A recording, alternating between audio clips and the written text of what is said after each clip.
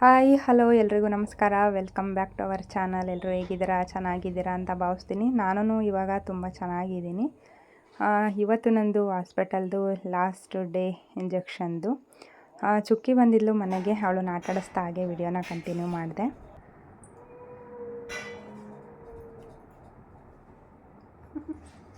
ಅವಳನ್ನು ನೋಡಿ ಸಾಕಾಗ್ತಾಳೆ. ಏನು ಬತ್ತಿತ್ತು ನೋಡೋದು ಚುಕ್ಕಿ. ಅವಳು ಅಲ್ಲಿ ಮಾಡಿ ನಂಗೆ ಮೊಮ್ಮು ತಗೊಂಡು ಬಂದಿತ್ತು ನನಗಿನಿ.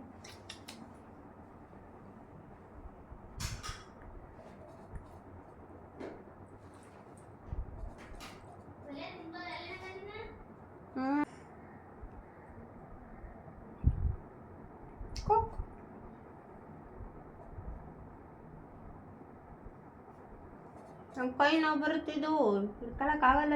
ಚುಚ್ಚೋರೆ ಇಲ್ಲ.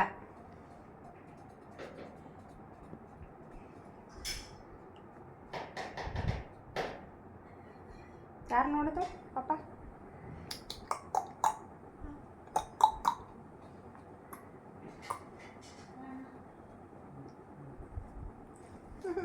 ಗೊಂಬೆ ಗೊಂಬೆ ಗೊಂಬೆ ಗೊಂಬೆ.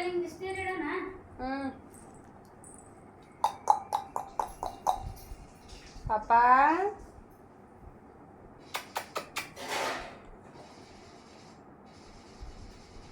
ಬಾ.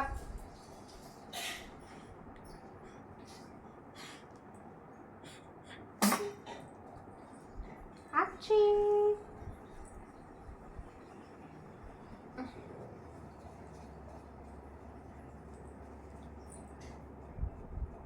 ಟಾಟಾ ಮಾಡಿ ಬಾಯ್.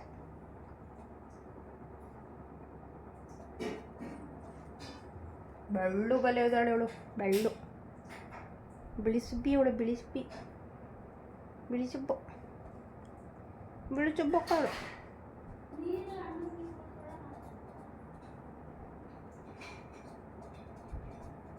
ನೋಡು ಅಲ್ಲೊಂದು ಪಾಪ ಹೋಯ್ತು. ಅವಳು ನಮ್ಮ ಚುಕ್ಕಿ. ನೀನಲ್ಲ, ನೀನು.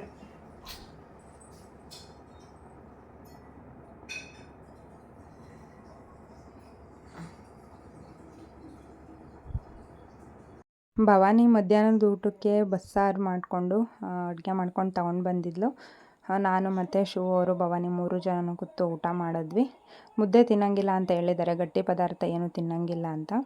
ಹಾಗಾಗಿ ಬರೀ ರೈಸ್ ಥರದ್ದು ಅಂದರೆ ಸ್ವಲ್ಪ ಸ್ಮೂತ್ ಇರೋ ಅಂಥದ್ದು ಏನಾದ್ರೂ ತೊಗೋಬೋದು. ಮತ್ತು ಲಿಕ್ವಿಡ್ ಥರದ್ದು ಗಂಜಿ ಆಗಿರ್ಬೋದು, ಎಳ್ನೀರು, ಜ್ಯೂಸು ಈ ಥರದ್ದು ಏನಾದ್ರೂ ತೊಗೊಳ್ಳಿ ಅಂತ ಹೇಳಿದ್ದಾರೆ.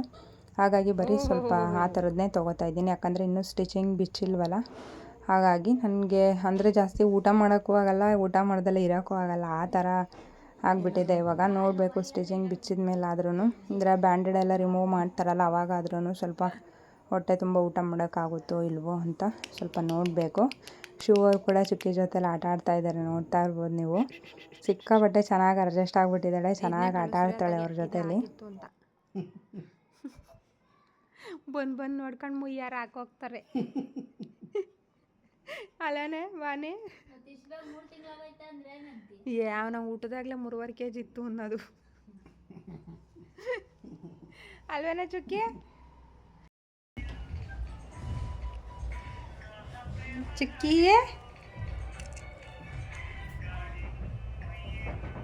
ಓ ಇಬ್ರು ಎಷ್ಟು ಬೆಳ್ಳ ಕಾಣಿಸ್ತಿದ್ದೀರಾ.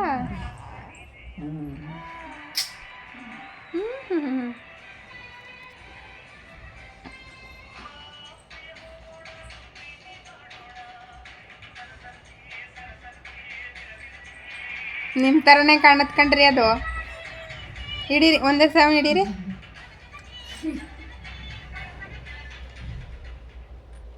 ಕಳಿಸ್ತೀನಿ ಬೇಕಾರೆ ನೀವೇ ನೋಡ್ಕೊಳ್ಳಿ. ಮೂಗು ನಿನ್ನ ಥರನೇ ಪಾಕಿಸ್ತಾನಿ ಮೂಗು ಮಾಡ್ಕೊಂಡೋಳು ಅವಳು.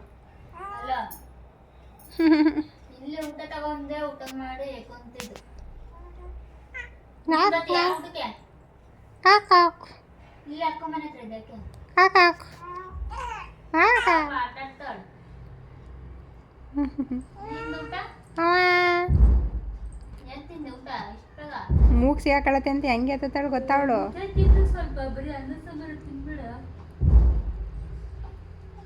ತೊಟ್ರಿ ಮನೆ ಕೋತಾಳೆ. ಜ್ಯೂಸ್ ಏನಾದ್ರು ಕುಡಿ. ಸರಿ ಇಡ್ಲಾ. ಅವಳಿಗೆ ಇರುಕಬಾರ್ದು, ಒಟ್ಟಾರೆ ಹೊಟ್ಟೆ ಇರುಕಬಾರ್ದು ಅವಳಿಗೆ.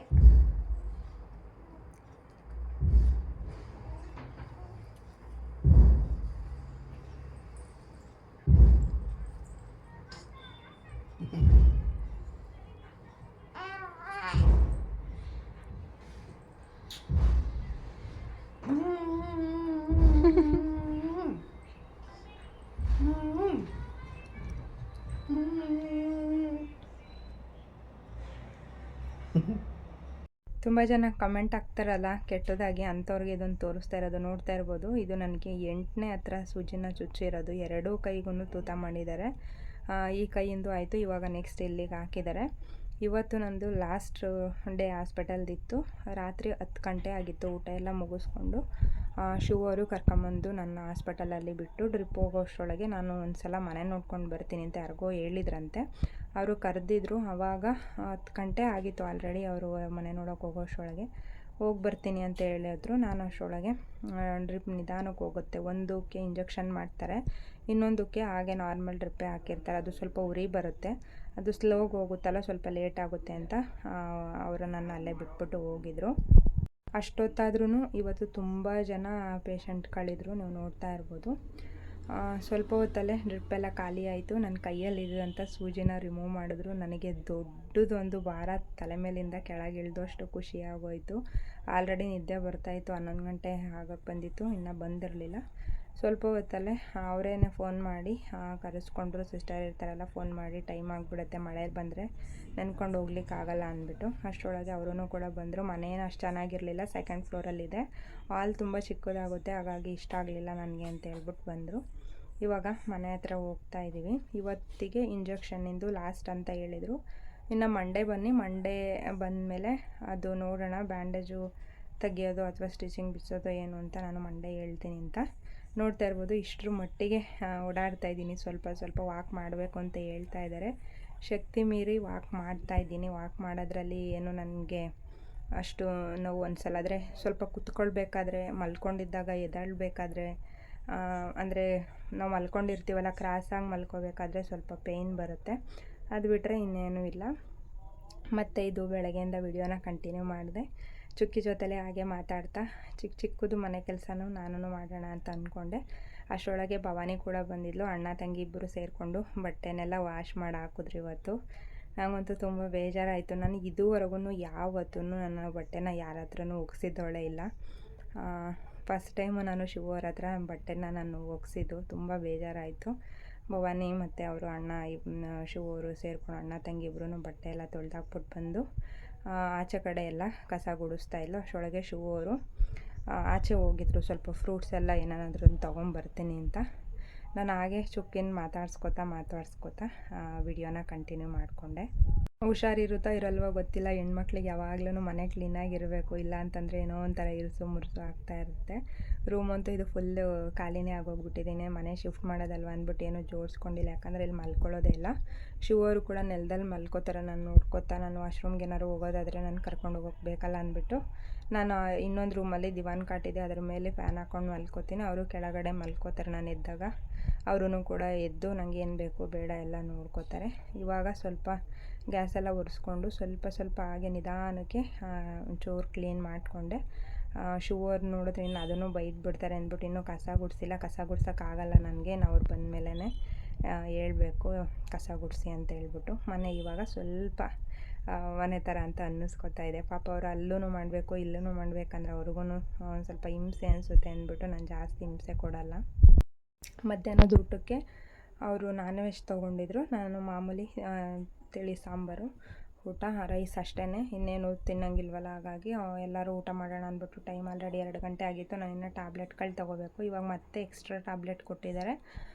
ಪ್ರತಿದಿನವೂ ಒಂದು 10 ಟ್ಯಾಬ್ಲೆಟ್ ಅಂದ್ಕೊಳ್ಳಿ, 2 ಟೈಮಿಂದ ಒಂದು 10 ಟ್ಯಾಬ್ಲೆಟ್ ತೊಗೋಬೇಕು. 2 ಥರದ್ದು ಟಾನಿಕ್ ತೊಗೋಬೇಕು. ಊಟ ಎಲ್ಲ ಮುಗಿಸಿದಾಯಿತು. ಶಿವರು ಆಚೆ ಹೋಗಿದ್ರು. ತರಕಾರಿ ಎಲ್ಲ ಖಾಲಿಯಾಗಿತ್ತು, ಹಾಗಾಗಿ ತರಕಾರಿ ಎಲ್ಲ ತೊಗೊಬರ್ತೀನಿ ಅಂದ್ಬಿಟ್ಟು ನನಗೇನೇನು ಆರೋಗ್ಯಕ್ಕೆ ಒಳ್ಳೆಯದು ಆ ಥರದ್ದೆಲ್ಲ ತರಕಾರಿನ ನೋಡಿ ಅವರು ತೊಗೊಂಡು ಬಂದು ಇವಾಗ ಫ್ರಿಜ್ಜಲ್ಲಿ ಎತ್ತಿಡಲಿಕ್ಕೆ ಬಾಕ್ಸಲ್ಲಿ ಹಾಕಿ ಎತ್ತಿಡ್ತಿದ್ದಾರೆ. ಅದನ್ನು ಕೂಡ ಅವ್ರಿಗೆ ಗೊತ್ತಾಗ್ತಿಲ್ಲ ಯಾವುದನ್ನು ಯಾವ ಥರ ಹಾಕಬೇಕು, ಹೇಗೆ ಮಾಡಬೇಕು ಅಂತ ಉಲ್ಟಾ ಪಲ್ಟಾ ಹಾಕ್ತಾಯಿದ್ರು. ನಾನು ತೋರಿಸ್ಕೊಡ್ತಾ ಇದ್ದೆ. ಸೊ ಇದಿಷ್ಟೇ ಇವತ್ತಿನ ವ್ಲಾಗು. ನಾಳೆ ನೆಕ್ಸ್ಟ್ ವಿಡಿಯೋನ ಇನ್ನೂ ತುಂಬ ಚೆನ್ನಾಗಿ ಮಾಡ್ತೀನಿ. ಯಾಕಂದರೆ ವಿಡಿಯೋ ಮಾಡಲಿಕ್ಕೆ ನಂಗೆ ಓಡಾಡೋಕೆ ಆಗ್ತಾ ಇರಲಿಲ್ಲ. ಹಾಗಾಗಿ ನಾನು ಅಷ್ಟಾಗಿ ವಿಡಿಯೋನ ಮಾಡಲಿಕ್ಕೆ ಆಗಿರಲಿಲ್ಲ.